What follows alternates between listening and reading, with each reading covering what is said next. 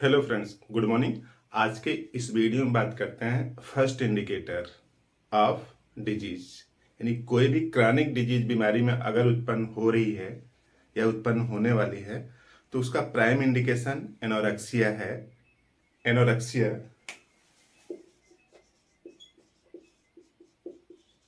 Anorexia मतलब भूख न लगना।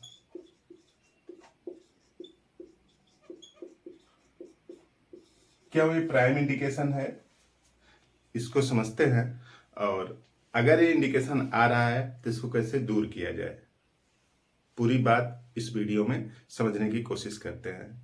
तो देखिए, एनोरेक्सिया यानी भूख न लगना किसी भी बीमारी का प्राथमिक इंडिकेटर है। किस तरह से है, यूं समझ लीजिए कि जो शरीर है उसमें जितने भी पार्ट हैं, किडनी, लीवर, हार्ट, सभी इंटीग्रल पार्ट हैं। किसी के बिना लाइफ संभव नहीं है, क्योंकि फंक्शन वो करते रहते हैं। तो देखिए, भूख न लगना प्राथमिक इंडिकेटर इस तरह से है कि लीवर डाइजेस्टिव सिस्टम का इंटीग्रल पार्ट है। यूं समझ लीजिए कि डाइजेशन का जो ब्रेन है वो लीवर है। तो ये जो लीवर है ये इसका काम क्या है, नियंत्रित करता है कैटाबॉलिज्म को और एनाबॉलिज्म को। कैटाबॉलिज्म और एनाबॉलिज्म दोनों को नियंत्रित करता है लीवर। यानी शरीर में जो भी पार्ट आते हैं जरूरत के हिसाब से उनको तोड़ता है और प्रोसेस करता है, बनाता है, ताकि वो शरीर में यूटिलाइज हो सकें। अब जैसे कोई एक आदमी है यहाँ पे, इसको एनोरेक्सिया के सिम्टम्स आ रहे हैं, यानी बार बार ऐसा हो रहा है कि भूख नहीं लग रही है।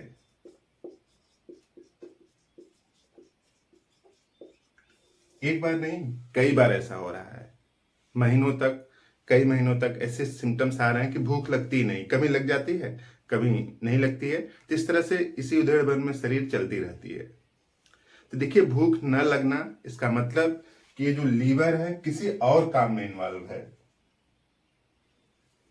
भूख नहीं लग रही है, ये मतलब लीवर किसी दूसरे काम में इन्वॉल्व है।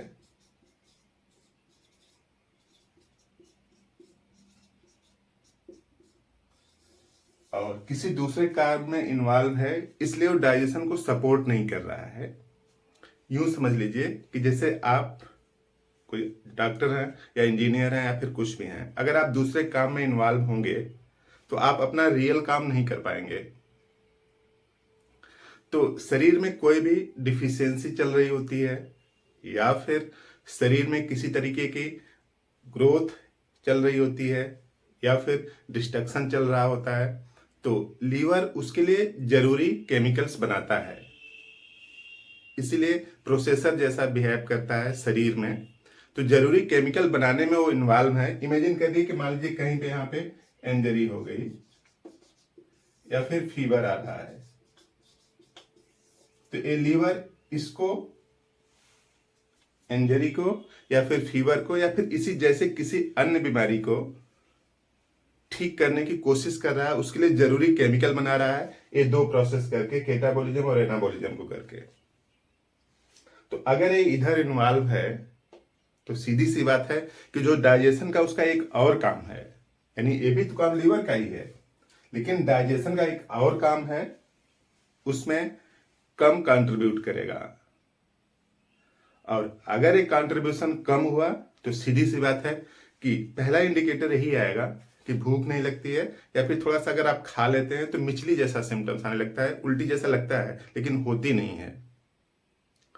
तो मिचली जैसा आने लगता है, तो मिचली जैसा आना, भूख न लगना, इंडिकेटर है कि ये जो लीवर है ये किसी और काम में इन्वॉल्व है, किसी और बीमारी से संघर्ष कर रहा है। तो अब लीवर यहाँ पे क्राइसिस में है, क्योंकि इसको जरूरी ज्यादा केमिकल बनाने पड़ रहे हैं। शरीर में कहीं कुछ एबनॉर्मलिटी चल रही है। तो फिजियोलॉजिकल प्रोसेस का हेड यही होता है ब्रेन के बाद। तो ब्रेन और लीवर मिल करके उस समस्या से जो शरीर में कहीं चल रही होती है उससे निपटने की कोशिश करते हैं। तो अगर ऐसा लगने लगे तो आप करें क्या? ऐसे मटेरियल यूज करें जो कि डाइजेस्ट ना करना पड़े, लीवर को उसमें बहुत कम हेल्प करना पड़े डाइजेशन के लिए। तो जितने भी फ्रूट्स हैं, वेजिटेबल्स हैं, उसके जो कंपोनेंट होते हैं सिंपलर फॉर्म में होते हैं, तो आप उसको लेना शुरू कर दें। तो होता क्या है कि लीवर फ्री हो जाएगा और इस काम को, यानी जो बीमारी से लड़ रहा था उससे मजबूती से लड़ेगा और जरूरी केमिकल बनाएगा और उस बीमारी से निजात दिलाने में परफेक्टली हेल्प करेगा। तो लीवर को पहला काम फ्री कर दें, वेजिटेबल फ्रूट्स का ज़्यादा यूज़ करें और जो बड़े केमिकल्स हैं जैसे तेल, घी, चावल, इन सब का यूज़ कम कर दें। और ये जो सिम्टम्स बार बार आ रहे हैं तो लीवर किसी बीमारी से संघर्ष कर रहा होगा, तो सीधी सी बात है कि कमजोर भी हो रहा होगा। अगर कमजोर हो रहा है तो इसको सपोर्ट कर दीजिए, क्योंकि केटाबोलिज्म और एनाबोलिज्म अगर बार बार करना पड़ रहा है, इसलिए देखिए जिनको इन्फेक्शन बार बार होता है, किसी भी बैक्टीरिया, वायरस, फंजाई से बार बार बुखार होता है, तो लीवर स्प्लीन दोनों बढ़ते हैं, इसीलिए कि उनको काम ज्यादा करना पड़ रहा है। काम ज्यादा करना पड़ रहा है तो शरीर की व्यवस्था क्या होती है, उसी हिसाब से अपने को व्यवस्थित करने की कोशिश करती है और उसी का रिजल्ट है कि स्प्लीन का बढ़ जाना, लीवर का बढ़ जाना। तो आपको यही करना है कि इसको सपोर्ट कर देना है, क्योंकि कमजोर हो गया है तो इसको क्या, इसकी जरूरत है सपोर्ट को। तो सपोर्ट का पहला तरीका तो आपने समझ लिया है कि फ्रूट्स और वेजिटेबल का ज्यादा यूज करना है। और दूसरा तरीका क्या है कि इसके अंदर जो भी फैट मटेरियल ये सब डिपॉजिट हो रहे हैं, इसका नेचर जो चेंज हो रहा है यानी लीवर का, उसको ठीक करने के लिए कई बेहतरीन दवाइयां हैं होम्योपैथी में। उसमें से एक दवा चिलिडोनियम, इसका आप यूज करें मदर टिंचर 15 बूंद हाफ कप पानी में घोलकर,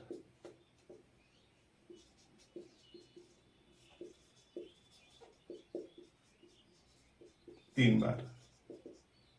इस तरह से लीवर का दो तरीके से सपोर्ट अगर होगा तो क्रॉनिक बीमारी जो उत्पन्न हो रही है जिसका रिजल्ट 4-6-8 महीने बाद आएगा, वो बीमारी आज इसी स्टेज पे खत्म हो जाएगी, क्योंकि लीवर को आपने फ्री कर दिया उस बीमारी से फाइट करने के लिए।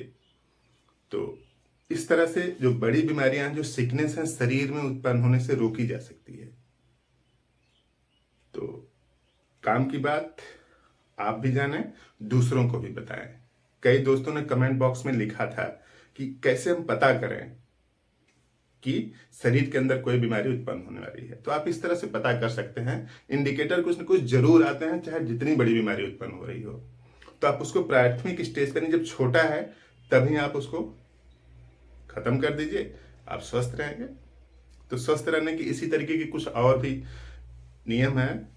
नियम संयम से रहिए, ठीक समय से खाइए, सोइए, जगिए, तो शरीर को कम एफर्ट्स लगाना पड़ेगा। तो इस तरह से बीमार होने की संभावना को कम किया जा सकता है जानकारी बढ़ा करके।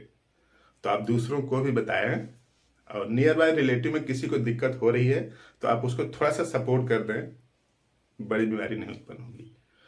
तो आपने पूरा वीडियो देखा, बात पसंद आई तो इस वीडियो को लाइक कर दीजिए, चैनल बनाए तो सब्सक्राइब भी कर लीजिए ताकि नया नोटिफिकेशन आपको मिलता रहे। Thank you.